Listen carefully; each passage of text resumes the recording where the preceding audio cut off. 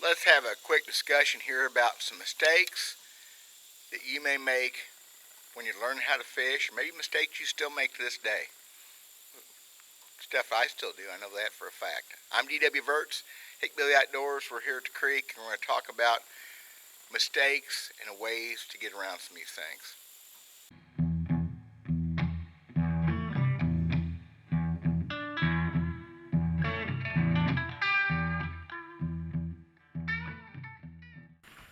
Mistakes people make fishing that may take away from your experience.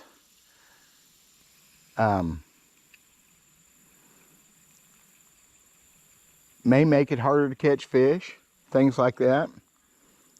What kind of stuff are we talking about here? Well, I didn't script this again like I should have. I'm going to kind of make it up as I go, because that's the way I do my whole life. I kind of make it up as I go. I was hoping to catch a fish for a quick intro here. Oh, there was a gar right there again. Boy, I'm good at those gars. So let's get to the real stuff. One mistake I see people make, and it comes to casting, and more specifically, how much line do you put off the end of the rod to your bait or lure? I'm going to tell you right now, that changes according to how heavy your lures are, how heavy your rods are, how long your rods are, how far you're going to throw, blah, blah, blah. It's going to take practice. That's pretty close to a foot, and that's going to work on almost every circumstance well enough. If you bring your lure or bait all the way up to your rod tip, like that, or closer, or all the way up to it, you're not going to be able to throw with any accuracy. You're going to short throw it. You're going to hit things. You're going to get hung up in guides.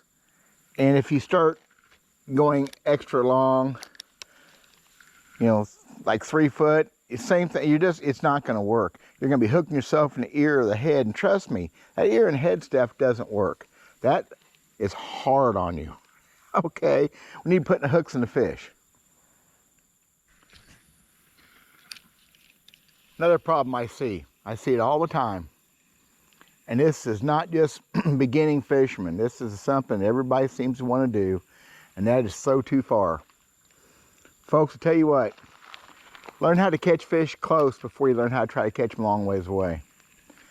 There are times in fishing where long casts are necessary, but you want to catch trophy hogs like I do right there. Anyway, you want to keep your casts short. Isn't he a pretty little thing? Oh, turn him loose. My little long ear, pumpkin seed. So, why do people throw so far? I think sometimes there's a thing that all the bigger fish are on the other side of the lake or the other side of the pond, the other side of the creek. The problems with throwing too far. Accuracy. Your accuracy will suffer badly. You will miss fish that you didn't even know bit because of the long cast a lot of times. Many times in my fishing, when I'm fishing up close, I see fish make a move towards my lure or bait that I never would have seen if it was a long ways away. That makes sense? So that makes me, or allows me, to make adjustments in my presentation. When I make a cast out there 100 foot away, I can't see something that happens. Up close, I see it. So when I'm throwing 25 foot and I see a fish do something, one thing, I know he's there. I may have another chance at him, and it may teach me something about how the day is going to go. Long cast, you'll get hung up more often, and nobody likes getting hung up. Getting hung up sucks. And some people are really good at it, and a lot of times it's because they cast too far. It puts you in trees, it puts you in things you can't see. And I'm telling you, there are times for long casts as you advance in your fishing. I made some long casts yesterday, bass fishing. It was way too long. But there's a couple techniques I do that's necessary. Keep your casts short, 20, 25 feet, lure or bait, it doesn't matter. If you have to go deeper water, get on the deeper side of the creek or pond. Here's one really important tip. You're going to get hung up fishing. When you're hung up in a tree, you can see it. Sometimes you can get to it. That's going to happen. But when you're hung up on the bottom like I am right now, I'm stuck in a rock. The first thing you need to do is realize that you're getting hung up, and so you don't just keep dragging into it. As soon as it got started to get hung up, I stopped. Now what am I going to do? Well, you can yank the heck out of it and hope for the best, damage your line, maybe break your bait off or your lure, or try this. Hope this camera gets this. I'm going to release my line. I'm going to grab some in my hand like this. I'm going to pull on it slightly, put a little bend in the rod, I'm going to pop it, and it comes loose, just like that. By loading up on the rod and popping line, it makes that lure jump loose. Now I'll try to do that again. I'll try to get hung up again. Okay, so it took me a minute to get hung up again, which is unbelievable, because if I wasn't trying, I'd be getting hung up every cast the way I'm throwing this thing. So I'm hung up. I'm going to give myself a little line to work with. I'm going to pull on this line.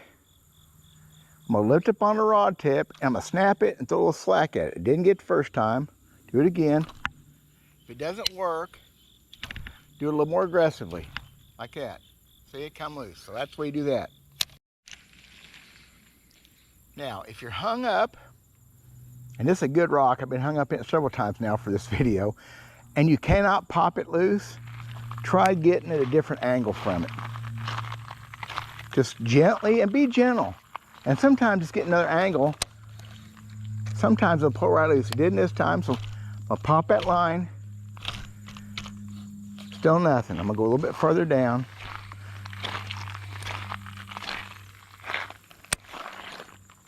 And it come out. See? That is how that trick works. Trust me. Most of the time you can get your lure or bait back if you can spend a little time at it, and don't be too aggressive to start with. Then when you get your line or lure back in, you check that line, make sure it's not nicked up from those rocks or whatever you're hung in. This works in brush and trees.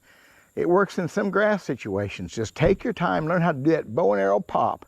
You pull, load the rod up, pop it, and drop a rod tip all at the same time. It takes practice. I'll guarantee you, you will be happy at what it does for you in your fishing when you get hung up that way, and you can get your lure or bait back. At least 75–80% of the time I can get my stuff back.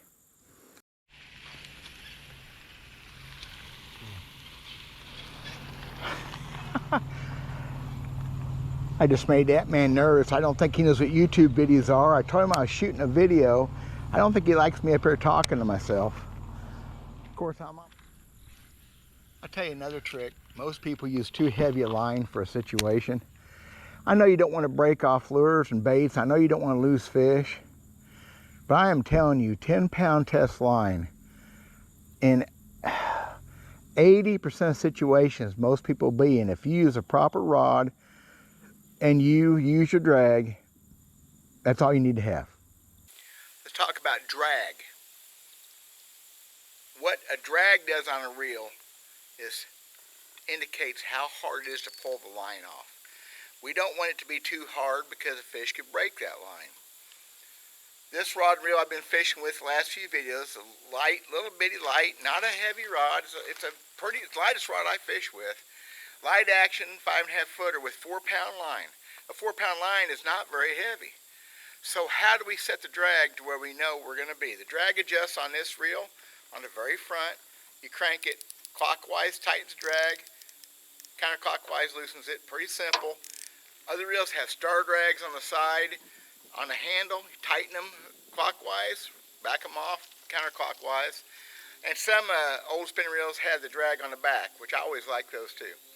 So how do we do this? Well, a rule of thumb is, take the lure or bait in your hand carefully and load it up like such.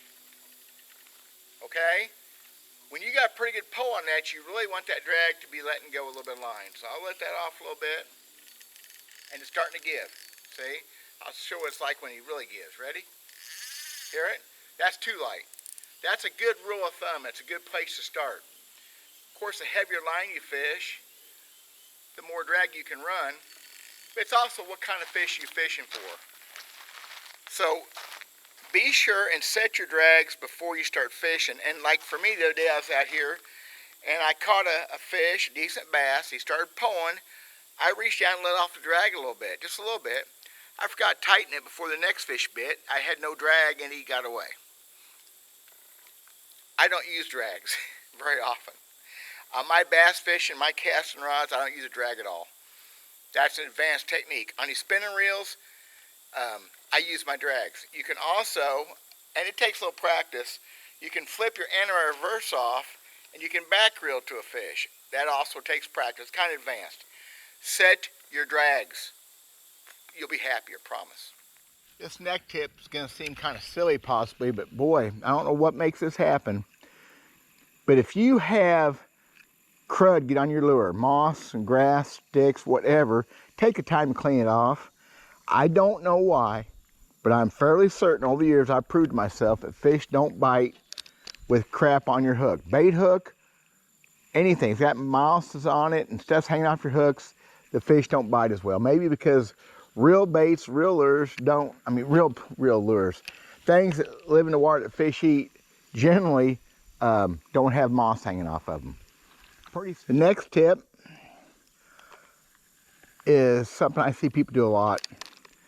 It's that whole insanity thing. And that's doing the same thing all the time, even when it's not working. Folks, you've got to experiment and you've got to be willing to change up.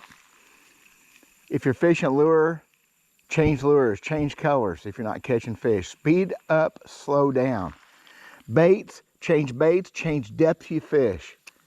And also, don't fish the same hole of water for 2 hours without any luck and think something magic is going to happen, because most of the time it's not. Okay? You don't want to be using any snap swivels and things like that to put your baits and lures on. You don't want to do that. You need to learn how to tie 2 or 3 knots, Palmer knot, improved clinch knot. Learn how to tie those knots and then retie. Don't go for an hour at a time without retying. That's a guaranteed way you're going to lose fish. Guaranteed. Like that one. Another mistake I see people do, especially bank fishing, is being noisy.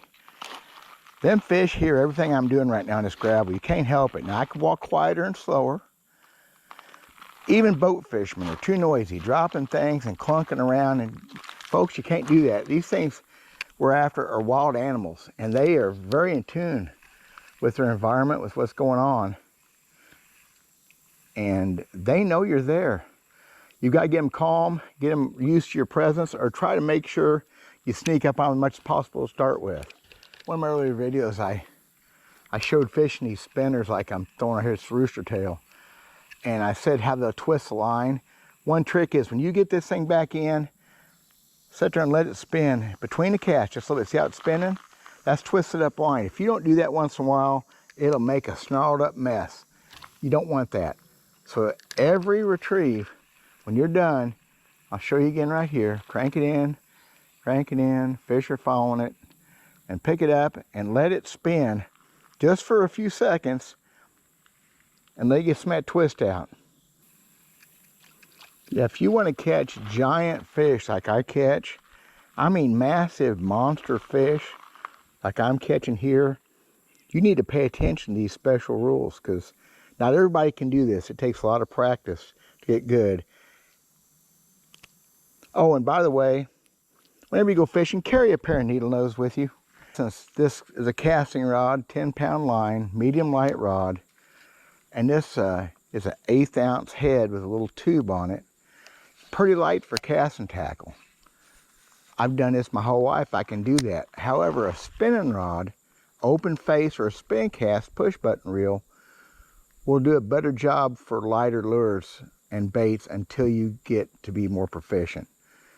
So the open face and spin cast reels handle smaller line really well. They handle ultralight lures better than a bait caster. It's something to keep in mind. I'll tell you one huge important thing. Maybe the most missed part of fishing, and that is not having sharp enough hooks. It's not even funny. I did this myself for too many years. I was a serious tournament fisherman before I realized how bad my hooks could be and how many fish they were costing me. I've heard the argument, well, today's premium hooks don't need sharp, or you cannot sharpen a hook better than they are brand new. That's possibly true. These chemically sharpened hooks, I probably can't make a hook as sharp as they are, but it doesn't last. This little lure here, I've fished for 10 minutes making this video. I've hung it up in several rocks. That hook is not as sharp as it was when I started.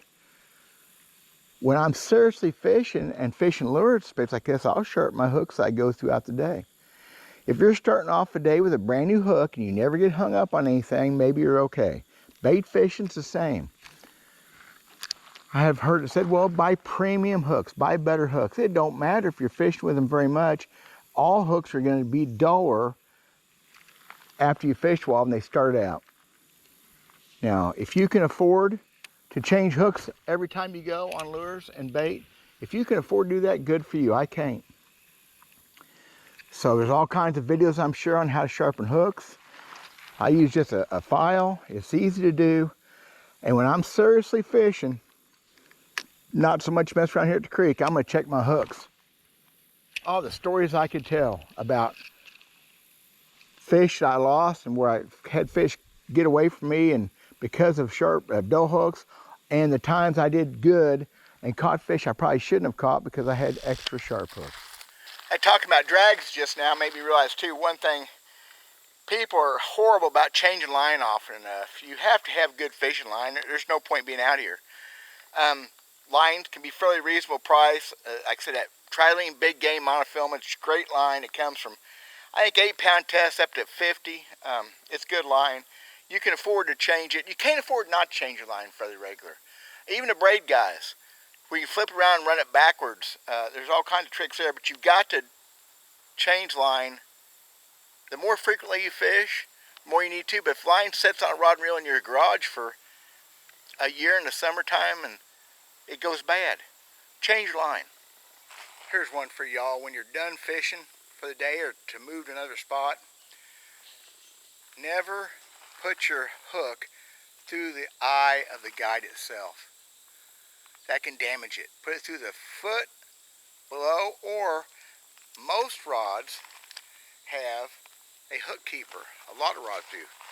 Little loop right there. You put your hook through that, tighten your line up slightly, like so, and then take your loose line, not the line through the guides, and spin your rod and wrap it around the guides, like that. See what I'm doing? Wrap it around pretty snug. Now all that line is laying in close to the rod. It won't get tangled up in other things near so bad, other rods and reels. Try that for a good tip. So I need to give y'all an apology. This was a video that really should have been scripted. I should have thought it out ahead of time and wrote everything down and went through the points because I didn't get enough of them across. I'm sure there'll be more. I'm sure there'll be people have things to drop in the comments. All good. Maybe things you've seen, maybe things you've done yourself. There's a bunch more. I thought also that fishing and seeing what came up while I was fishing would maybe help too. So there's a few things that may help you learning how to fish, learn the reboot, relearn how to do things. I'm just hoping to help y'all. I'm out of here. See you later.